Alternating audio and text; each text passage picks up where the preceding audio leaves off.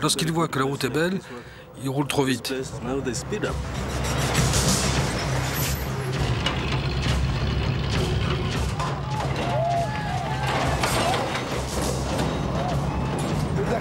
C'est la route qui tue. Elle est très dangereuse. Elle vous secoue.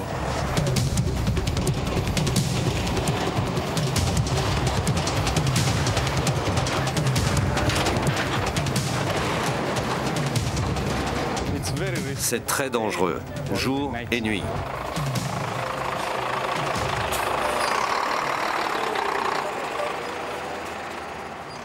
Mombasa, le grand port kényan sur l'océan Indien.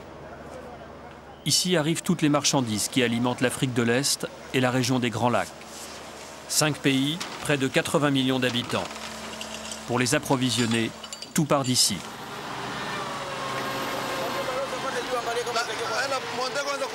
Luvuno est chauffeur, un ancien parmi les centaines de routiers qui chargent à Mombasa. Avec son assistant, Mahamba, ils ont attendu des heures pour recevoir leur cargaison. Dans leur conteneur, des pièces détachées pour machines. Ils vérifient les permis de conduire et les pots passent.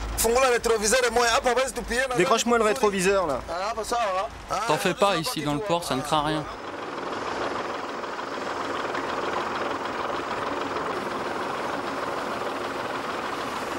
On a fermé toutes les portes à cause de la sécurité. Les types qui circulent ici la nuit, ils commencent à ouvrir notre rétroviseur pour voler ça, mais... Il est trop tard pour prendre la route ce soir. Luvuno a décidé, le départ, ce sera demain matin. C'est toujours la même galère à Mombasa. En attendant, il faut trouver un endroit pour dormir. Salut à tous. C'est ici où je dors.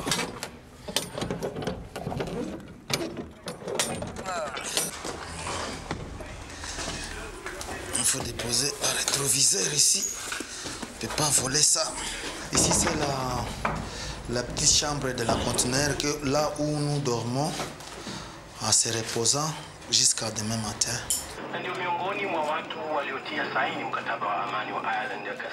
C'est la radio qui donne les nouvelles. Luvuno vient du Congo, l'ancien Zaïre. Depuis près de 6 mois, il n'a pas remis les pieds dans son pays. Là, chez nous, il y a de la guerre. Maintenant, nous sommes ici en attendant. C'est comme ça que la radio, c'est nécessairement pour nous, pour comprendre la nouvelle de chez nous. Notre famille, il n'y a pas moyen de connaître la nouvelle parce qu'il n'y a pas de communication. Ou bien, nous sommes ici pour attendre toujours la nouvelle de la radio seulement.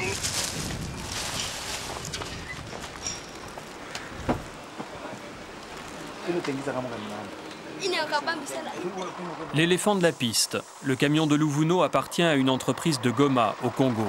Luvuno est employé, il gagne officiellement 500 francs par mois. Quand je pars de Mombasa, je ne sais pas à quelle heure je vais arriver à Nairobi. La route est mauvaise, tout peut arriver. Il y a beaucoup de trafic, il y a beaucoup de matatu.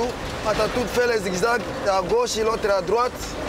Il n'a pas respecté la code de la route.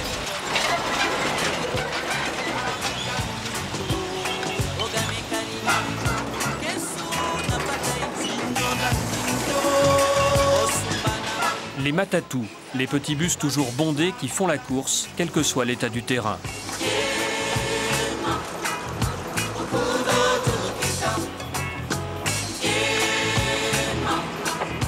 Seul reste d'un code de la route apporté par les Anglais, la conduite à gauche. Il vaut mieux ne pas l'oublier.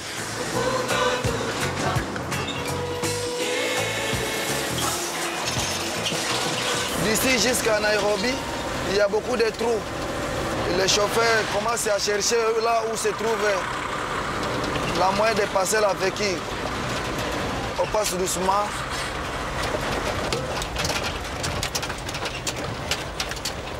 Si tu passes trop vite, tu casses tous les ressorts, il va abîmer le pneu. Maintenant, on profite de passer tout doucement à cause de la route.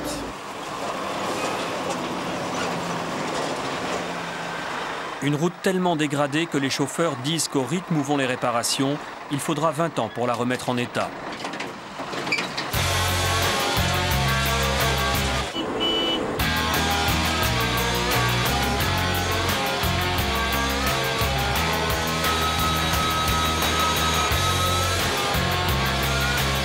Ça, c'est bon, ça.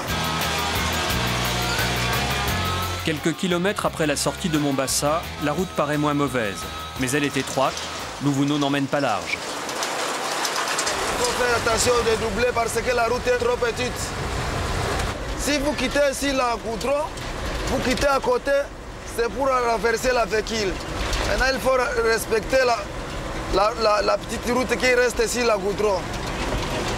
Effectivement, si l'on sort du goudron, la sanction est immédiate.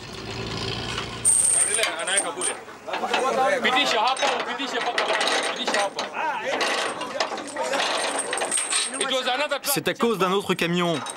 Et il s'est enfui.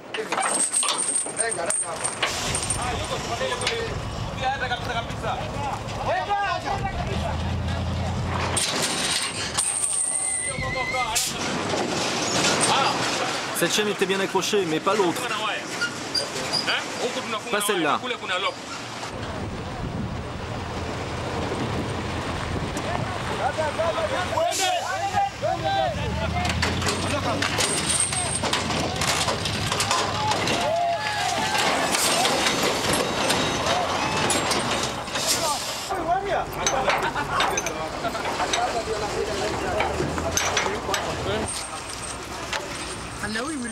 Alors, vous allez repartir? Oui, on va voir si ça marche. Pour Louvouno, la route est à nouveau ouverte. J'ai fait cette route depuis 9 ans. On l'appelle la Kill Road. À Swahili, on l'appelle la route Njia ya Kuua. En français, c'est la route qui tue. Depuis 9 ans, j'ai vu beaucoup d'accidents et de morts. Ici, pas de SAMU, mais parfois des policiers. Voilà quelques heures que cette voiture est renversée sur le bas-côté. Un passager est mort. Des centaines de camions et de voitures sont passés avant qu'un chauffeur ne donne l'alerte.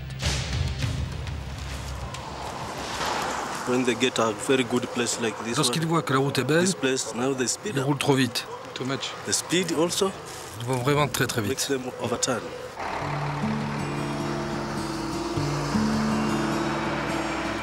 Pascal est né à 1500 km d'ici, au Rwanda. Il a 37 ans. Il y a 4 ans, il a fui son pays en guerre. Depuis, il vit au Kenya, sur la route 109. Je marche pour chercher des camions, pour trouver des camions. C'est ma vie, hein. C'est la vie.